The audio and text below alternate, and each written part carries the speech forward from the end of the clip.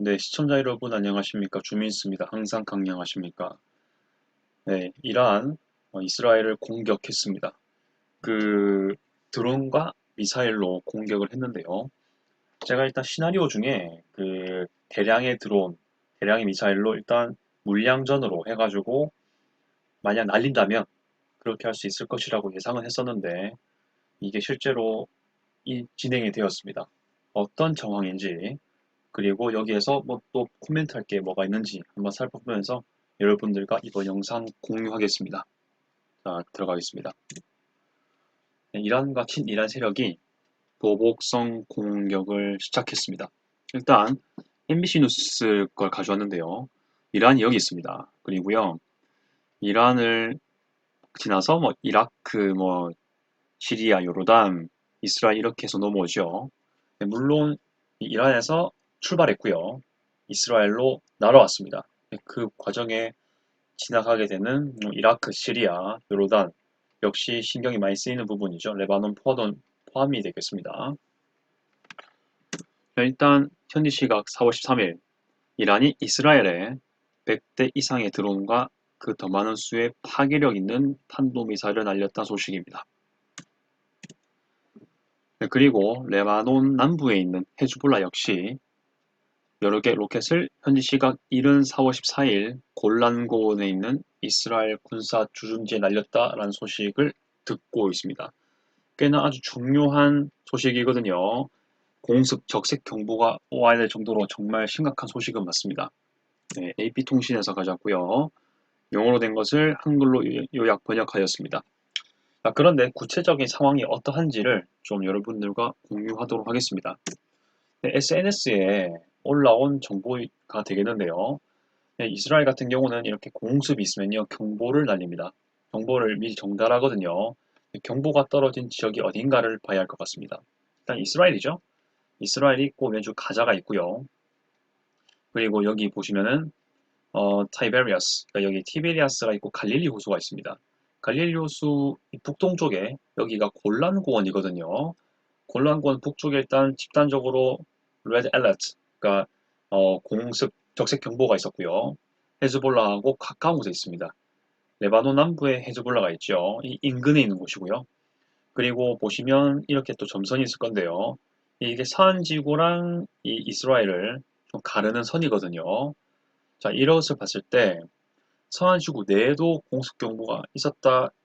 과연 그럴지 아마 제 생각에는 서한지구 정착촌에도 떨어질 정보가 있었지 않았을까, 경보가 있었지 않았을까 생각됩니다. 서한지구에도 정착촌 많죠. 네, 그 중에 어느 부분에 정착촌 부분에 경보가 좀 떨어진 것 같습니다. 그리고 정말 주시해서 봐야 될게요. 예루살렘도 이번에는 적색경보에 속해 있는 지역입니다. 이게 진짜 중요한 부분이고요. 그리고 이스라엘 남부, 보통 이스라엘 남부 쪽에는 경보가 많은 편이 아니거든요. 보통 경보가 내린다면은 뭐 이스라엘 북부라든지 가자지구 인근에는 좀 있는데 텔아비브라든지 가끔 하이파까지 있는데요. 이렇게 이스라엘 완전 중남부 이스라엘 쪽 이쪽에 적색 경보가 되는 건 진짜 거의 오랜만에 보거나 드문 일입니다. 자, 과연 이게 어떤 또 일인가 코멘트를 해보면서 말씀드리겠습니다. 일단 벤구리온 공항 인근에도 공습 시도가 있었다는 걸 볼 수가 있는데요. 벤구리온 공항은요, 예루살렘이 있고 텔아비브가 있습니다. 텔아비브 가는 길에 한 이쯤 지금 제가 가리키는 곳 있죠. 이 부분에 벤구리온 공항이 있습니다. 이 근처에 일단 공습 시도가 있었다는 걸 좀 말씀드릴 수 있을 것 같고요. 그 다음 예루살렘에도 공습이 이어졌습니다. 보통 안 날리거든요. 예루살렘에는. 예루살렘도 역시 무슬림이 많고요. 나름 그래도 이 이슬람 세계에서는 3대 성지에 들어가는 곳입니다. 그래서 보통 여기는 10월 7일 이후에도 이제 하마스 팔레스타인 전쟁이 시작된 이후에도 물론 예루살렘에 공습은 있었는데 이만큼 엄청난 적색 경보가 있을 정도만큼의 규모는 아니었던 걸로 기억하거든요. 네, 그런 걸 같이 볼 수가 있을 것 같고요. 특히 좀 더 주목할 걸 두 가지 더 보여드리겠습니다. 이것도 SNS 통해서 제가 확인을 좀 해봤는데요. 공유는 안 했습니다. 사진은 공유 안 했지만 제가 그것을 판단해서 봤을 때 어떤 얘기 할 수 있냐. 예루살렘 안에 이스라엘 국회 건물이 있습니다. 크네셋이라는 건물이 있거든요. 우리나라로 치면 국회의사당급이 되겠습니다. 여기 상공에도 공습 시도가 있었다, 요격이 되었다는 거. 그러니까 미사일 혹은 또 드론이 날라온 것들이 아이언돔 이런 것들로 요격되는 것이 찍혔습니다. 크네셋 상공에서도요. 더불어가지고 정말 충격인데, 알 아크사 사원 상공에도 이것들이 식별되었습니다. 즉 뭐냐, 이슬람교 3대 성지인 아라크사 사원 그 상공에서도 미사일이 날라왔고 드론이 날라왔고 그런 것들이 요격이 되었더라. 이런 정면들을 볼 수가 있습니다. 사실 제가 그 이스라엘 이런 거 공부하고 또 이렇게 뉴스 보면서 아라크사 사원 바로 위에 이렇게 뭔가 거의 바로 위에겠죠. 이런 데서 요격이 있었던 거는 사실 거의 들어본 적이 없습니다. 좀 이례적인 일이 아닌가라는 생각이 들고요. 제가 개인적으로 볼 때는요.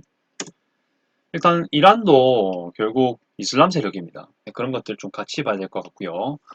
그리고 잘 보시면은 그 스팟들이요. 아주 촘촘하게 이렇게 모여 있습니다. 공수 스팟이 매우 난무한 편이 아니고요.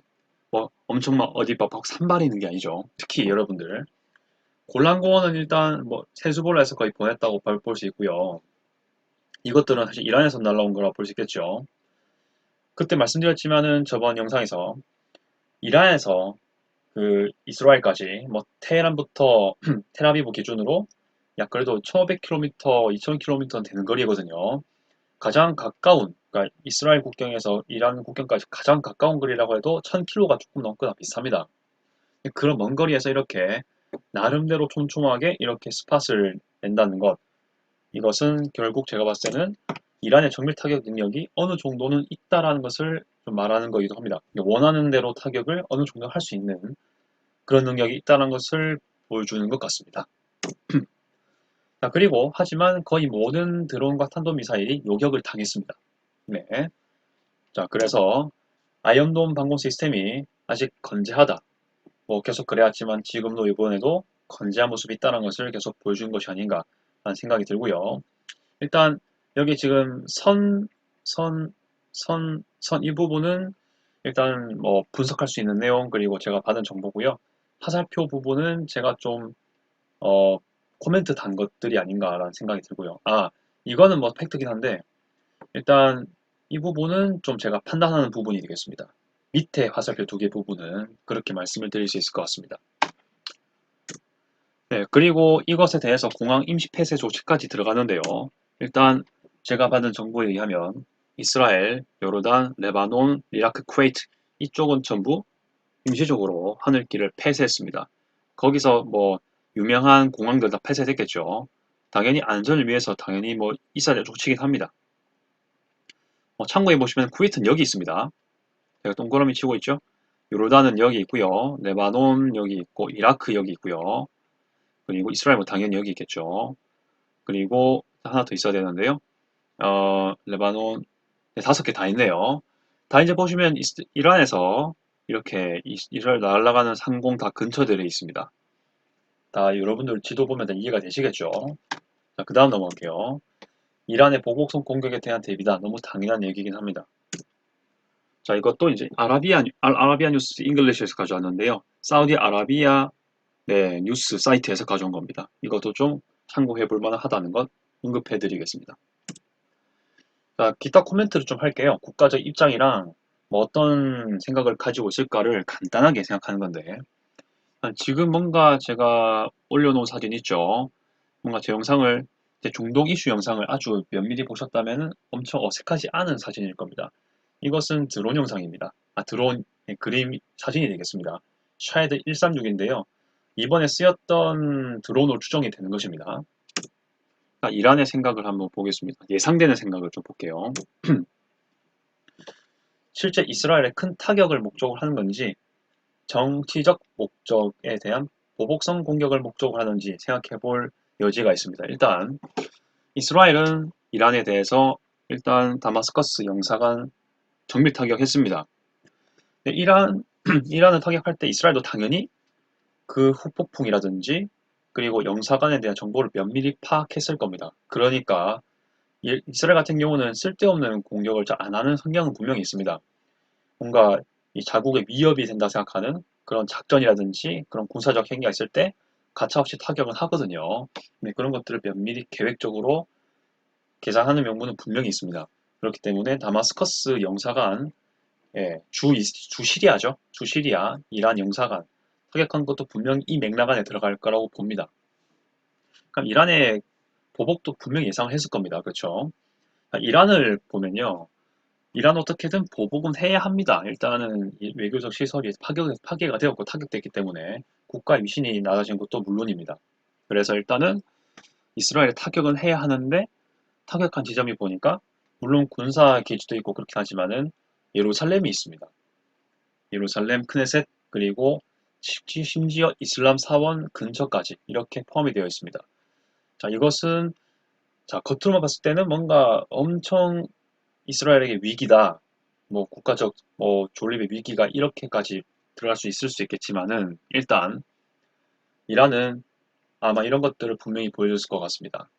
우리는 그 이스라엘의 중심 심장 도시인 예루살렘을 가할 능력이 있다라는 것을 이번에 보여준 게 아닌가라는 생각이 되거든요. 충분히 정말 거대한 정밀한 위협을 가했다라는 것을 일단 보여주는 것 같습니다. 일단 큰 타격이 되었든 안 됐든 간에 예루살렘에 일단 벤구리온 공항 쪽에 이란 미사일이 갔다. 이거 자체가 매우 중요한 시그널, 군사적, 정치적 시그널이라는 것을 좀 저는 그렇게 생각을 해요. 일단 뭐 앞으로 어떻게 공격이 될지 모르겠지만 일단은 공격을 가할 수 있었다는 것, 성과는 성과고 일단 어떤 보복성 공격이 이렇게 되지 않았을까라 생각을 하고 있습니다. 우리도 크네셋, 국회 시설, 예루살렘 이런 데를 우리는 가했다라는 거 이걸 좀 볼 수 있다는 것이고요. 일단은 큰 타격이 목적이었을까 분명히 격추당했을 것을 예상했을 겁니다. 이란도요. 자 일단 그 이란도 이스라엘의 이 아이언돔 모를 리가 없습니다. 드론 물론 적은 수를 보내면은 또 보복성 공격이 약하다고 판단했을 거죠. 그래서 아주 대량의 드론과 대량의 탄도미사일을 보냈습니다. 하지만 그것들도 역시 이스라엘이 막을 수 있을 거라고 예상은 했을 것 같습니다. 일단은 네, 그런 식으로 봐서 오히려 역설적으로 뭔가 더 큰 전쟁에 대해서에 대한 약간의 두려움은 있지 않았을까라는 생각을 하는 거죠. 자, 그런 것까지 좀 볼 수 있다는 거 말씀을 드릴 수 있을 것 같고요. 친이란 무장 세력, 이란과 비슷하게 로켓 공격 방식을 관철했습니다. 자, 전면전을 간 게 아닙니다. 이란과 비슷한 맥락으로 이렇게 로켓, 이런 방식으로 공습을 가했다는 것 같이 좀 살펴볼 필요가 있습니다. 현재 호흡을 맞추고 있다는 느낌이 좀 보여지죠. 그 다음 자, 이미 짜인 시나리오 지금 미국도 그렇고 이스라엘도 그렇고 사실 이거에 대한 관심 있는 분들도 사실 이 정도는 예상했을 수도 있습니다. 이런 대량의 드론과 탄도미사일을 이스라엘로 보낸다. 이렇게 예상할 수 있겠죠.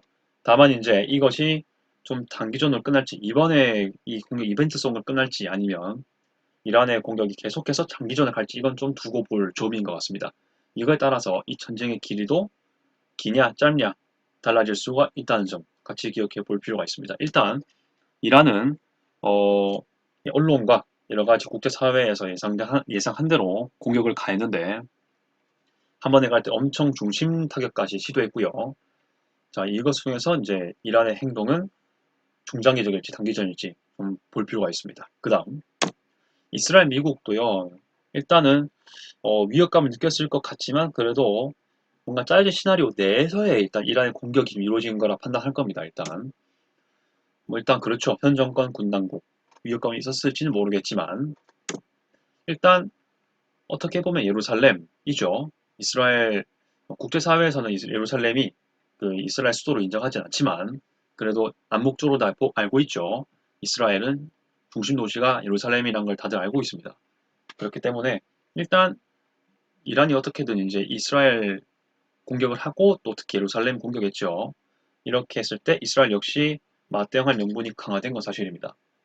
우리도 공격받았다 이거죠.